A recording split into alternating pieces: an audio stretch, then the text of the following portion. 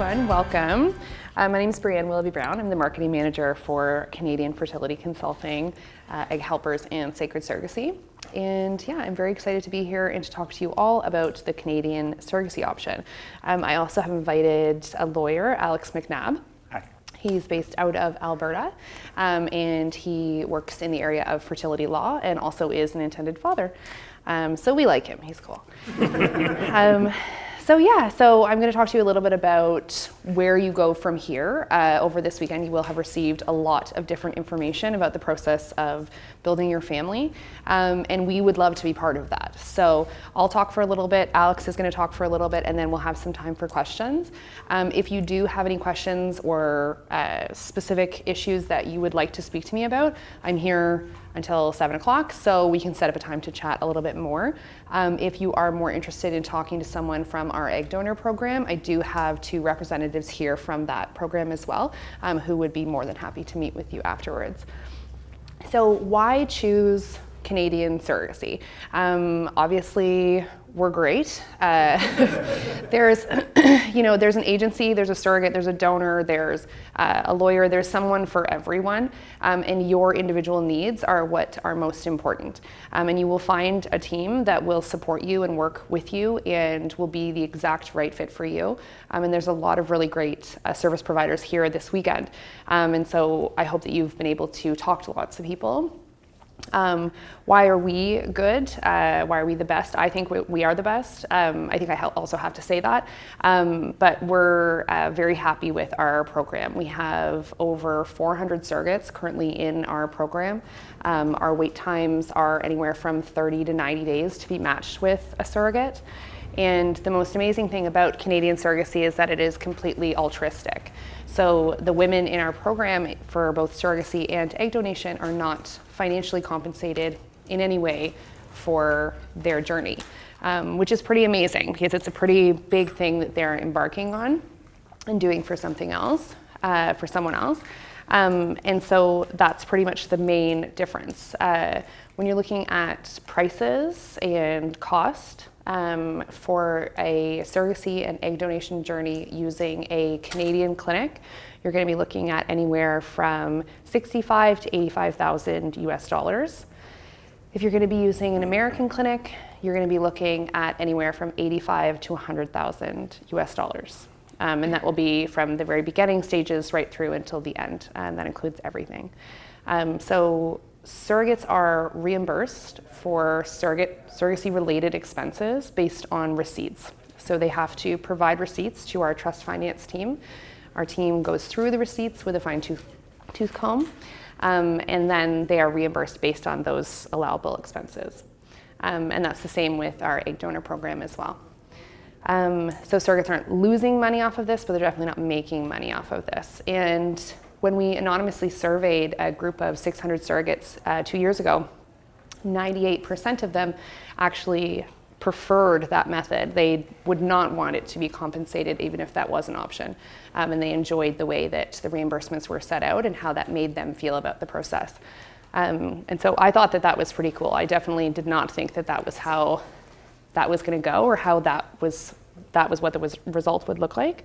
And it did, and so it was really neat. We have surrogates from all over Canada. We try to match people based on belief systems, so termination beliefs, communication values, and exactly what you're looking for in a surrogate. There's a fly that's going to drive me insane, but I won't be able to kill it, and I won't be able to catch it. Anyways, let's all move on. I'm just going to ignore it. I'm going to put my hands like this, and then I won't think about it ever again. So it's really important when you're looking at surrogate profiles to understand what your core values are.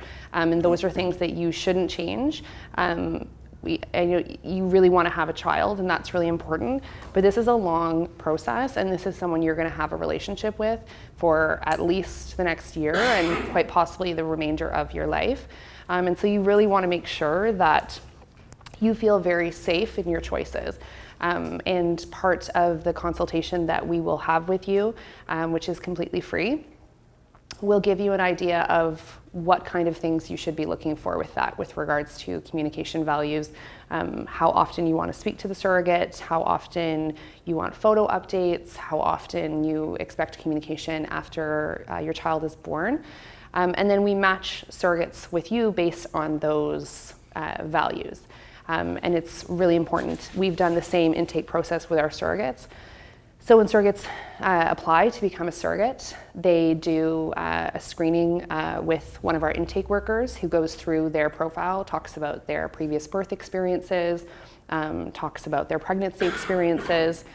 They go through a psychological screening with a counselor, and they go through a criminal background check. And we actually now do a social media background check as well, which has been kind of interesting.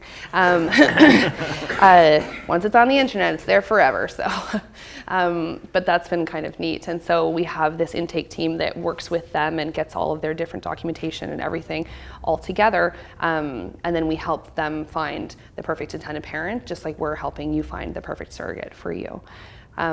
So as an intended parent, the first step is receiving all of the information from us and filling out your profile, your bio. And that will give background information on who you are as a person, how you're going to be as parents, the support that you have in your life, whether that's family, a partner, co-workers, anything like that, and kind of what that's going to look like, what your life with children will look like. And once that's complete, we will introduce you to a clinic, we'll introduce you to a lawyer, we'll introduce you to all of the different people that you will need to make your journey complete, and get started with you creating embryos. So yeah, that's kind of a little Coles Notes version. Something that's a little bit different about our program is that we have the Sacred Surrogacy program. Sacred Surrogacy was developed by our CEO, and a woman who owns an organization called Sacred Pregnancy, which is part of a sacred living movement. And it really focuses on self-care and giving back to yourself, appreciating yourself as you go through this process. So our CEO, when she's been a surrogate twice, and on her second surrogacy journey, she had delivered the baby safely into his parents' arms, and she sat in the hospital room, and all she could hear was the ticking of the clock. And even though it was just a minute, she said it felt like it was forever. And she realized that everyone was looking at the baby, and everyone was excited about that, and no one was remembering her anymore.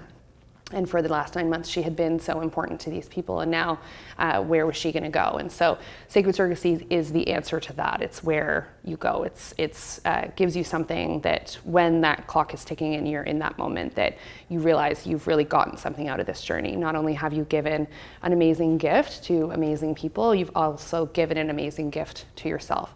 And you can carry that on through the remainder of your life. So we host in-person retreats. We have a subscription box service that surrogates and intended parents receive. The intended parents, we have courses as well, like birthing courses to help support your surrogate through the birth experience and for you once you take baby home. And those are all catered specifically for people that are pursuing surrogacy. So it's a little bit different than going to a prenatal class where they're building their families in lots of different ways. These classes are specifically for you and the situations that you will face and go through. And so it's a really special program. It's something we're really proud of. And it's something that really sets us apart. Because of this, we have the highest rate of returning surrogates choosing to do second journeys with us, and the highest rate of intended parents choosing to work with our program again for their sibling journeys. And because the support really is something that's so important for you to realize that you're not doing this by yourself, you're doing this with a group of amazing people who are all here specifically to help you follow your dreams. So yeah, I'm going to let Alex talk a little bit about the legal side in Canada, and then yeah, we'll have some questions afterwards.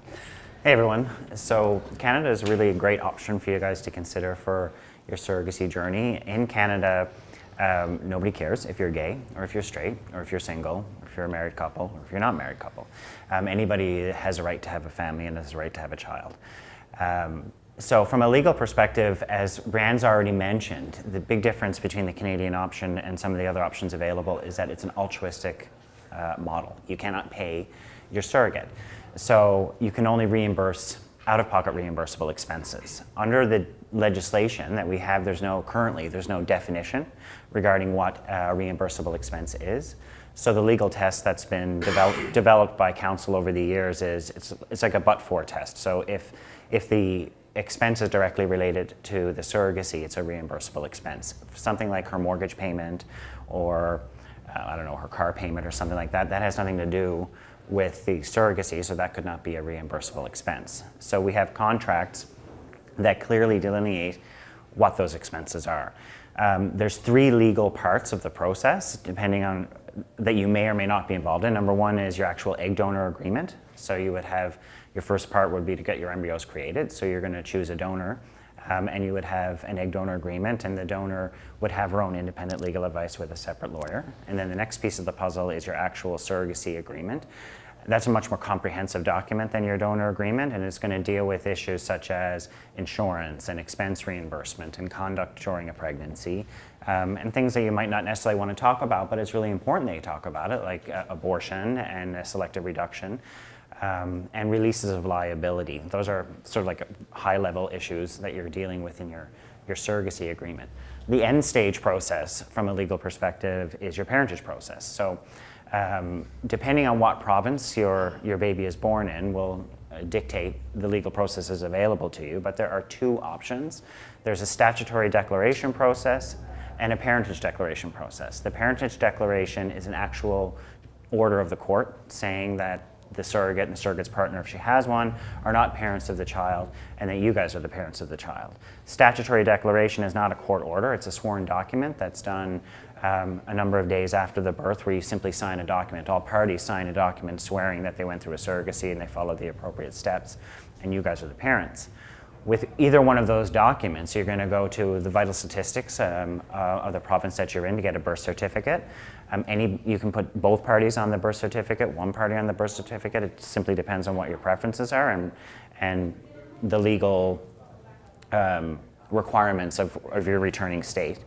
And then once you have your birth certificate, you can go and apply for a passport, and your baby will be a Canadian citizen, and you can fly home with your passport. That's a real truncated explanation of the legal process. But instead of standing up here and talking about all the boring legal stuff, I'm going to leave it to you guys to ask any questions that you want about that process. Happy to answer.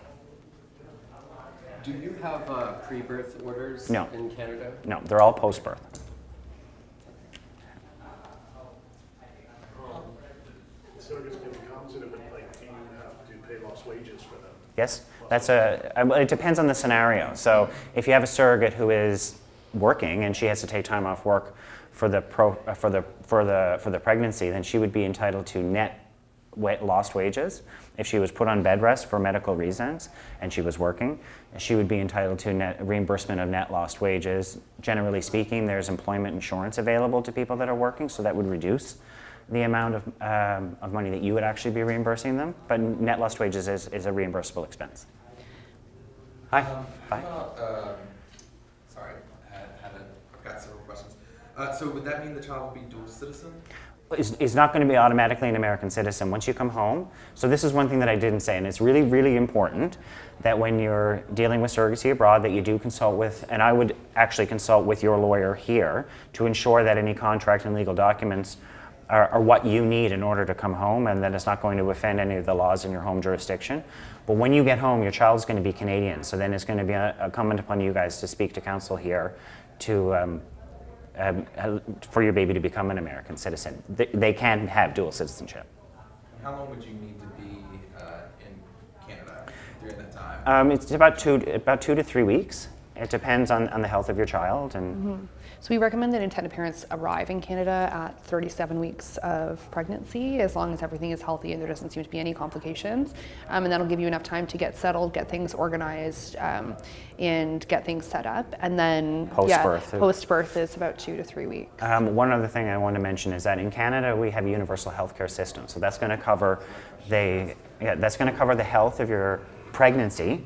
Post-birth costs could be your costs. So if you have a baby that's born prematurely or has medical complications once born, those costs it's really hospital provincial specific. It's not, there's no it's not written in stone, but those costs could be yours and they could be substantial. So there is an insurance package that from Allianz that gives you the ability to buy insurance for any post-birth costs.